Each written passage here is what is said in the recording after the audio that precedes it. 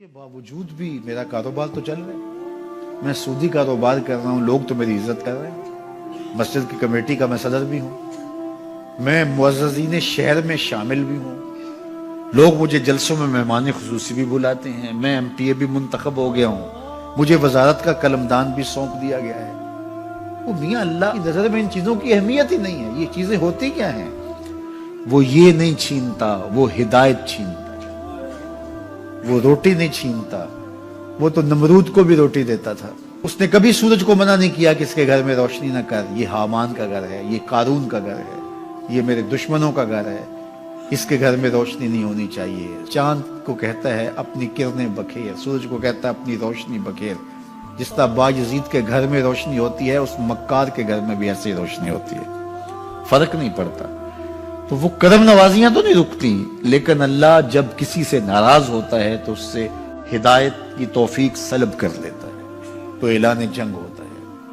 تو پھر وہ ٹکرے بھی مار رہا ہو تو اس کی رسم کی نماز ہوتی ہے، اس کا ماتھا جھک رہا ہوتا ہے، دل نہیں جھک رہا ہوتا، کیونکہ ہدایت سلب کر لی گئی۔ جب اندر سے روح ہی نکال لی جائے تو باقی بچتا کیا ہے؟ یہ بات ذہن میں رکھیے گا کہ اللہ تعالیٰ جل شانہ نے ہمیں جن کاموں سے روکا ہے، جن کاموں سے منع کیا ہے، ان کاموں کے کرنے میں ہمیں کبھی بھی بھلائی اور خیر نہیں مل سکتی۔ یہ ہم جب اچھی طرح سے ذہن نشین کر لیں، اگر اللہ پر ہمارا یقین اور یقیناً اس پر ہمارا ایمان ہے، تو پھر وہ امر جو اللہ کی طرف سے جن سے روک دیا گیا، تو ہم کبھی بھی ان کے قریب تک نہ جائیں، اور جن کاموں کے کرنے کا اسے حکم دیا گیا اس کی حکمتیں نہ بھی ہمیں معلوم ہو۔ آج جدید سائنس تحقیقات کرتی ہے تو ہمارے سامنے آتا ہے کہ وضو کے کیا فوائد ہیں۔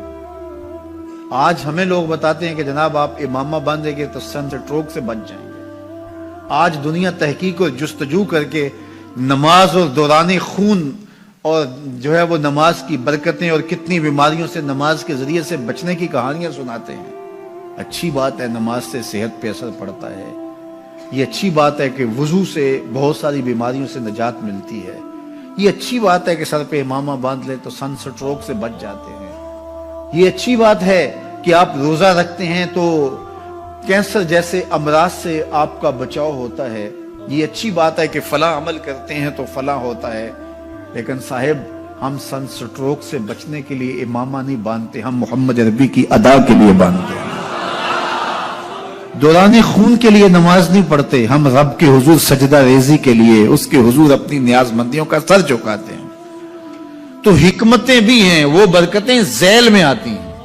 تو یہ بات ذہن میں رکھیے گا۔ غزنوی کا وزیر اس سے حسد کرتے ہوتے تھے کہ اس میں کیا خصوصیت ہے کہ بادشاہ اسی کو اہمیت دیتا ہے۔ ایک دن بادشاہ نے کوئی تربوز کاٹا، کوئی خربوزہ کاٹا یا کوئی اور ایسی چیز تھی، تو جس کو بھی دیا تو وہ کڑوا تھا، تو اس نے چوہی چکھا تو پھینک دیا، اور پھر بلایا یاس کو اور اس کو کاٹ کے اس کی پھانک دی، تو ایسے لطف سے کھانے لگا کہ جیسے اس سے لذیذ کبھی پھل زندگی میں دیکھا نہ ہو۔ تو سارے اندر ہنس رہے تھے، ایک دوسرے کو آنکھوں سے اشارہ کر رہے تھے، یہ دیکھو بے وقوف۔ تو بادشاہ رک گیا اور کہا کہ ایاز، یہ جو فروٹ تم نے کھایا ہے یہ میٹھا تھا یا کڑوا؟ کہا بادشاہ سلامت کڑوا۔ تو کہا پھر اتنے ذوق سے کیوں کھایا؟ کہا کہ اس ہاتھ سے میں نے میٹھی نعمتیں کھائی ہیں، آج کڑوی ملی ہے تو تھوک دوں؟ کہا ایسا نہیں ہو سکتا۔ تو میاں کڑوا ہو تو وہ بھی قبول کیا جائے، نفس پہ شاک ہو۔ کڑوی وہ چیز ہوتی ہے جو نفس پہ شاک ہوتی ہے، نفس کرنا نہیں چاہتا، لیکن اس کے باوجود تمہارا دل کہے نہیں، یہ مالک کی طرف سے ہے۔ سخت سردی ہے، گرمی کی شدت ہے، پانی ٹھنڈا ہے اور موسم سرد ہے، پانی گرم ہے اور موسم بھی گرم ہے، رات کا پچھلا پہر ہے، تھکے ہوئے ہیں، لیکن آپ اس کے باوجود بھی اپنے رب کے حکم کو بجا لاتے ہیں۔ نفس پہ شاک ہے، لیکن سینے میں ٹھنڈ ہی نہیں پڑتی جب اس کے حضور سجدہ ریزی نہیں کر لیتے۔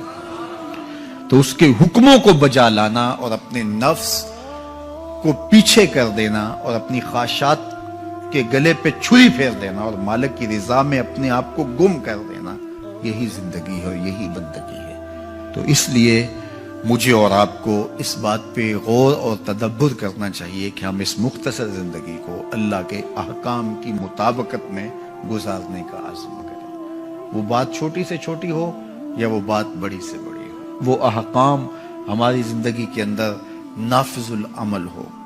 میں پھر وہ بات کہوں گا جو بار بار کہتا ہوں کہ میرے بزرگ ہم سے کہا کرتے تھے، یہ نہ ہو کہ لوگ تمہیں پوچھیں تم کون ہوتے ہو اور تمہیں بتانا پڑے کہ ہم مسلمان ہوتے ہیں۔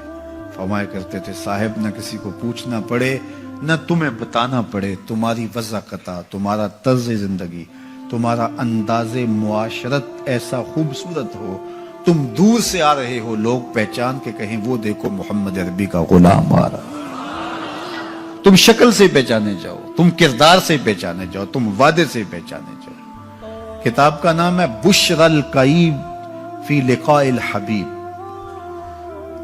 حضور علیہ السلام کی ملاقات کے حوالے سے یہ کتاب امام سیوطی علیہ رحمہ کی مصنفہ ہے۔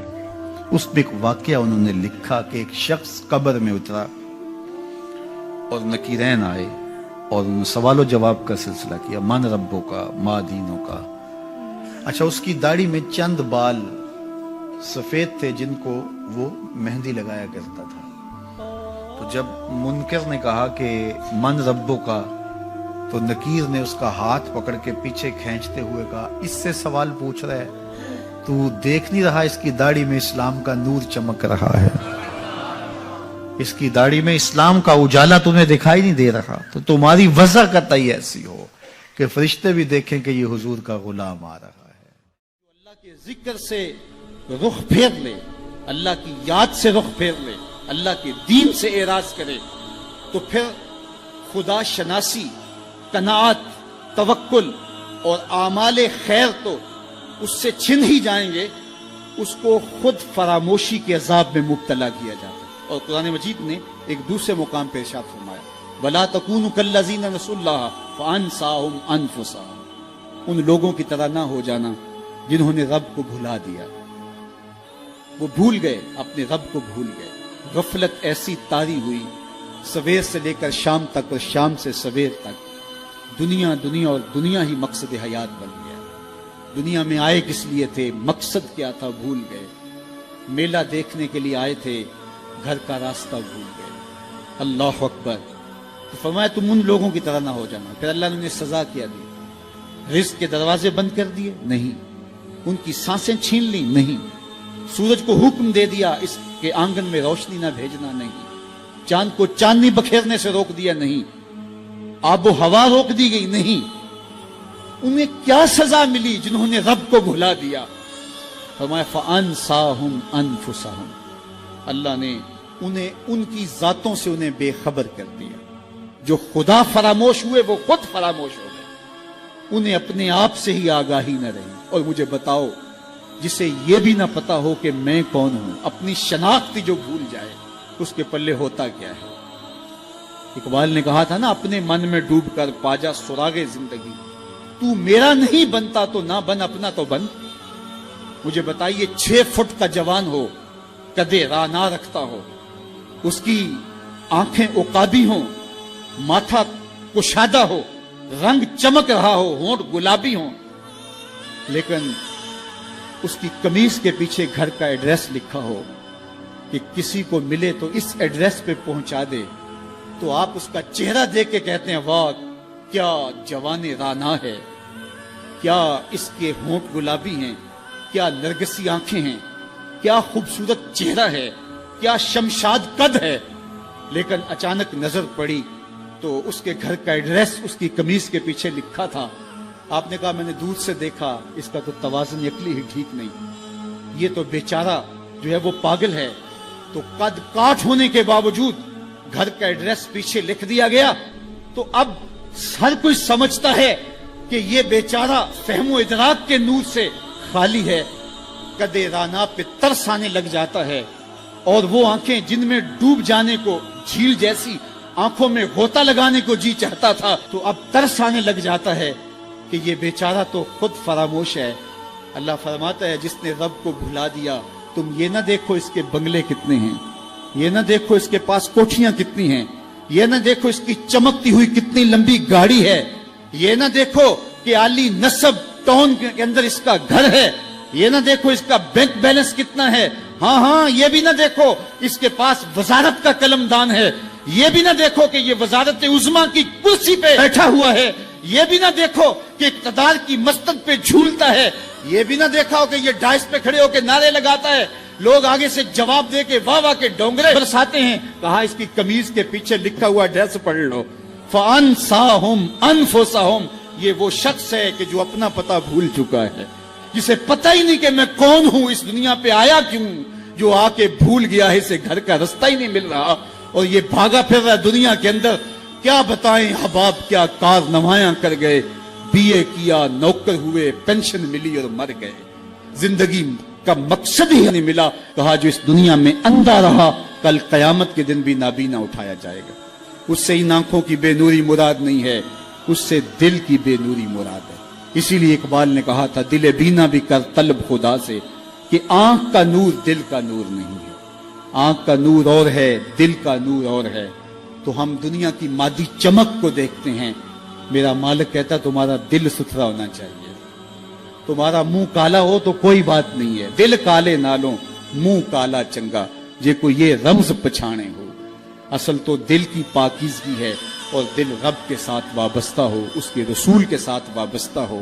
تو جس نے اللہ کے دین سے رخ پھیرا، اعراض کیا، تو پھر اس کا نتیجہ کیا ہو کہ اس کی زندگی تلخ ہو جائے گی۔